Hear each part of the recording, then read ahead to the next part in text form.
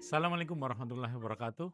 Saya Mahyudin, Kepala Dinas Perumahan dan Kawasan Pemukiman Kota Makassar, dengan ini menghimbau pada seluruh masyarakat, terkhusus kepada para developer, para pengembang yang melaksanakan kegiatan pengembangan perumahan di Kota Makassar untuk tetap patuh dalam menjalankan kewajibannya, menyerahkan prasarana-sarana serta utilitas yang ada di dalam perumahannya sesuai dengan batas waktu yang ditentukan. Pak, terkait catatan KPK tadi Mas banyak pengembang yang menyerahkan PS. Iya. Ya, bagaimana? Terkait yang catatan dari tim KPK, jumlah masih ada beberapa pengembang yang belum menyerahkan. Tentunya ini menjadi concern kami untuk memotivasi pengembang untuk menyerahkan PSU-nya.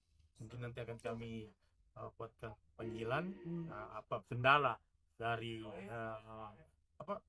penyerahan PSU, sehingga itu bisa kita selesaikan bersama. Sebenarnya kendala penyerahan PSU pada biasanya itu ya pertama dari kondisi bahwa sertifikat induk dari perumahan itu biasanya sudah ada juga yang masih dalam status ikut dengan masih dalam sertifikat induk, masih dalam proses roya di bank, ya.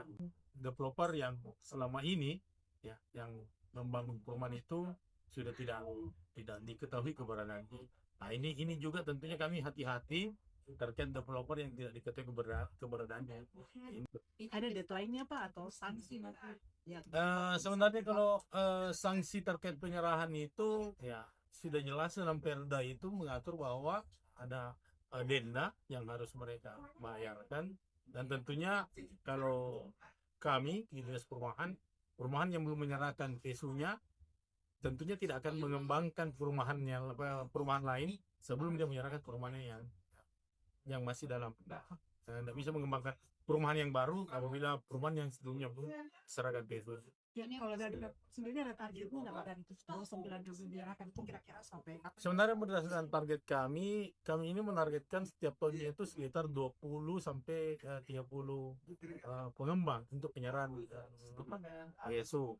Tapi tentunya dengan peningkatan pengembangan Kota Makassar, dengan peningkatan pembangunan perumahan, tentunya ini akan meningkat juga.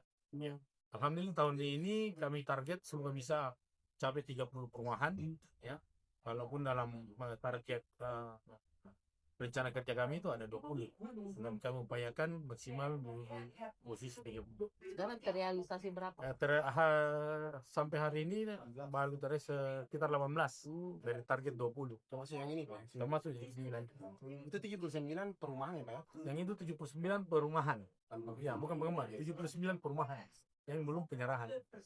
Ini yang diserahkan berupa apa ini? Yang diserahkan ini berupa jalan, taman, fasilitas utilitas yang ada dalam perumahan, lampu jalan.